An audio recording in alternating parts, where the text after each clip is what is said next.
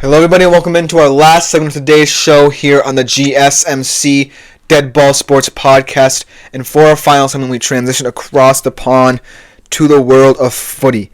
Very big game taking place in the Premier League this weekend in terms of two teams battling not potentially just for top four positioning in European spots, but for pride here.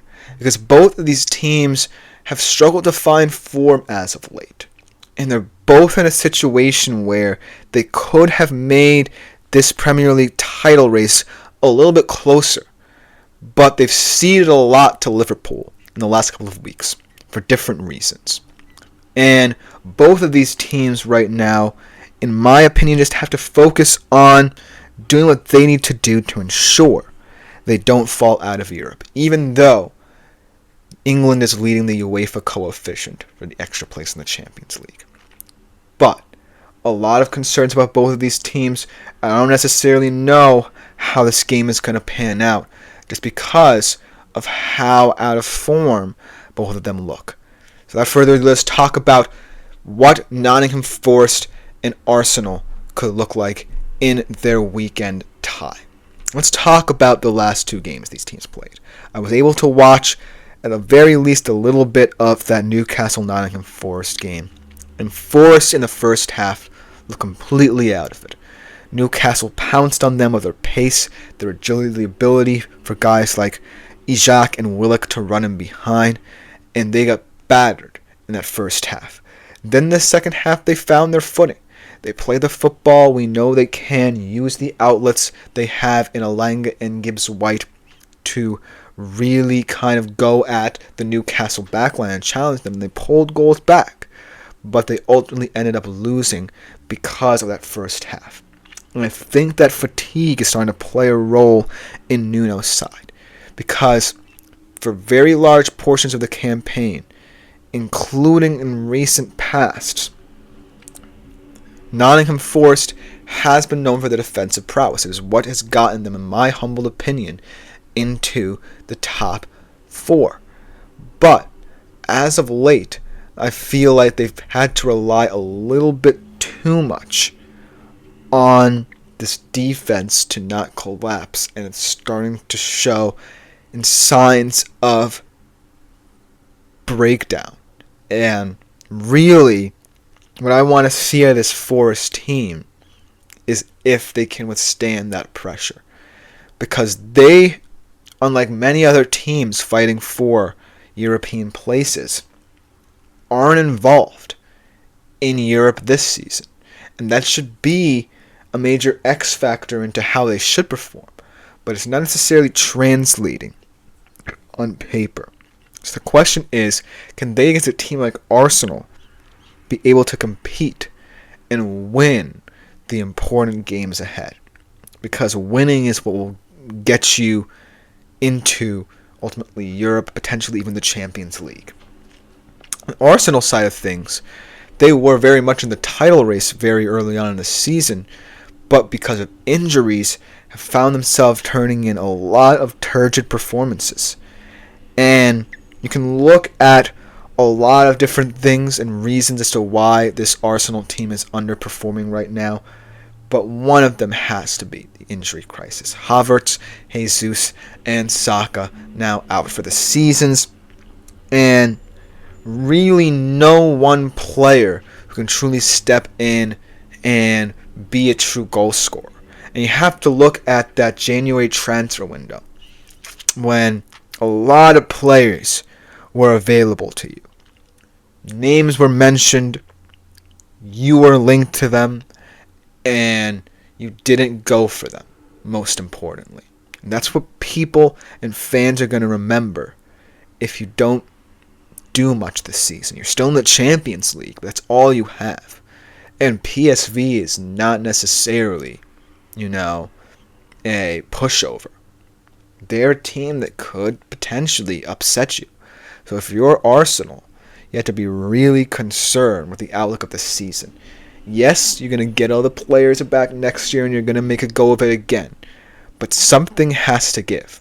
Because depth has been the problem for this Arsenal team over the past 3 years they tried to contend for the title. And that's the reason they've come up short time in and time out. But the reason why in this particular matchup they might have enough is because they have enough experience to at the very least maintain their top 4 status. They can't build on, contending for the title because Liverpool are 11 points clear and they're going to need to make up a lot of ground. And it's not impossible, but without a lot of their talent up top, you would think that they would continue to struggle to score goals. So it's going to be a tough road to hoe for Arsenal over the next couple of weeks in terms of at least maintaining their dignity and potentially clawing their way back into the title race. But I just feel this Arsenal team just keep losing in critical moments, whether it be because of their own failures or just bad luck in terms of injuries. So, going into this game, and to refresh his memory, the last game was not necessarily the best game. It was a 3-0 Arsenal win where we saw Saka, Partey, and Nwaneri score the goals. I don't necessarily think it's going to be the case yet again this weekend, because heading into this, both of these teams are coming off very different losses. Obviously, if you're Nottingham Forest, you can take a lot away from that second half on the road in a very tough place to play in St. James's Park against Newcastle. But you're starting to see cracks in one of the division's best defenses, and it's not necessarily something that Nuno wants to worry about at this point, because you're going to have a lot of tough games coming up if you're Forest. And yes, being a team that's not in Europe fighting for a top 4 place gives you a lot of advantages, but it's still going to get a little bit more congested for Nottingham Forest if the losses start to pile up. And then if you're Arsenal, I feel heading into this game that 1-0 loss at home to a West Ham team that's been very disappointing all season long is a true testament to the failures of your squad in terms of roster building. It's good to invest in youthful players like Nwaneri and Lewis Skelly, who have really shined at certain points this season. And I doubt that they won't be great Arsenal players in potentially the short-term future. But when I look at the makeup of the squad going forward, and I think about the teams that are contending for a top 4 place, yes, Arsenal are better than a lot of them. Better than potentially Bournemouth, in my opinion, on their day. Better than Newcastle, better than Brighton. But on paper now, and on the pitch, you're starting to see how this organization's shortcomings has led to this fallow period.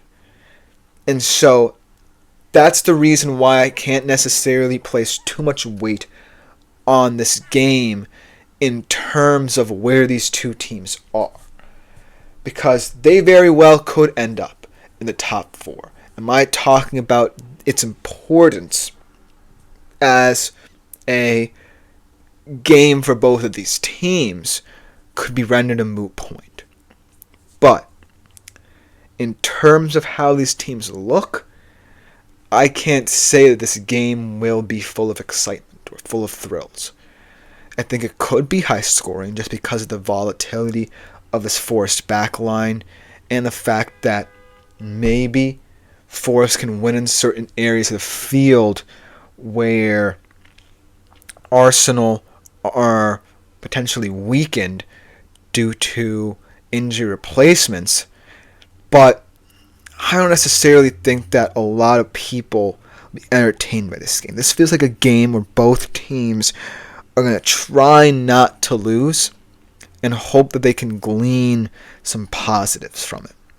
Just because I know that Arsenal might want to start investing in the Champions League a little bit, and I know that this Forest side are starting to get a little bit wary of the teams behind them. And so, Nottingham Forest potentially coming in jittery after that shocking first half against Newcastle, and Arsenal coming in a little bit embarrassed, to be honest with you, for losing at home to West Ham, one of the worst teams in the division. It's going to be a very tense but weird atmosphere where neither team, in my opinion, are going to immediately take control. I think that Arsenal are better going into this on paper. At the very least, they have players who can create in certain moments. But will we see that? What will Arteta do to compensate for the lack of depth in certain areas?